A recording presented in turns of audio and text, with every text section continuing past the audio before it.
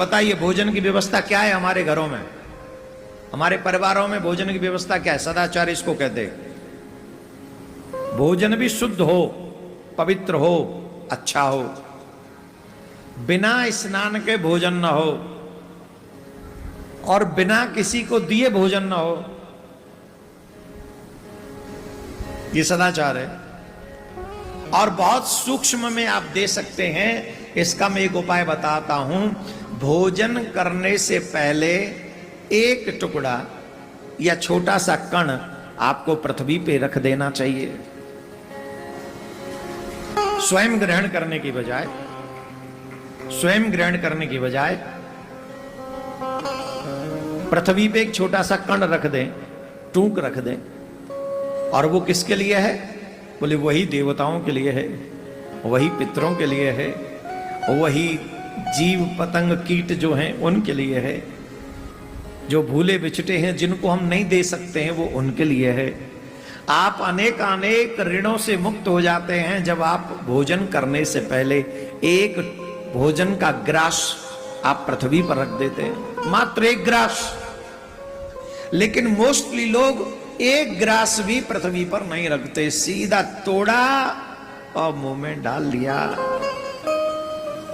और अब तो तोड़ते भी नहीं है, तो वो आ गए, क्या बोलते, कौन सा पेपर आ गया है, सीधे यूं और वो गोल चक्कर सो बनायो, वही में साग भरे, जो खात गए और चलत गए, खात गए और चलत गए।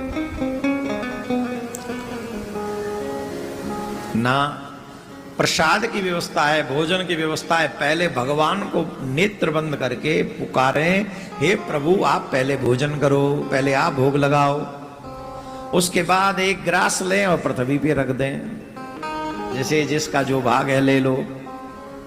और फिर आप अतिथि आ जाए तो अतिथि को भोजन कराओ, कोई अतिथि ना आए तो माताएं तो पहली रोटी गाय के लिए निकालती ही हैं। ये कार्य जरूर करना, अवश्य करना चाहिए। अब हम भोजन को सदाचार के विषय में हम इसलिए कह रहे हैं, भोजन का जो विषय है वो वेदों से जुड़ा हुआ विषय है, शास्त्रों से जुड़ा हुआ विषय है, सनातनी परंपराओं से जुड़ा हुआ विषय है। हमारे यहां जब माताएं बहन भोजन करने जाती हैं, भोजन बनाने जाती हैं, तो हमारे यहाँ की परंपराएं हैं कि पहले माताएं बहन स्नान करें, उसके बाद रसोई में जाएं।